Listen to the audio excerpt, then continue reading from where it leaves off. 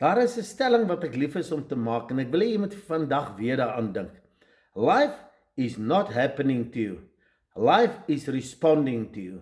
En as ons dit sê, dan bedoel ek daardeur dat ek en jy kan nie maar net sit en ons dink ons is net pionne wat hier op die aarde neergesit is nie. Nee, ons het verantwoordelikheid, ons het 'n vermoë om in ons eie lewe te kan skep, te kan create. Onthou net, dit wat ek en jy dink en praat, positief of negatief, gee ons krag en dit gee net meer en meer daarvan. En dis hoekom die belangrikste faset wat ons kan bemeester in ons lewe, en julle moet mooi luister, is om te kan verantwoordelikheid vat vir wat ons dink.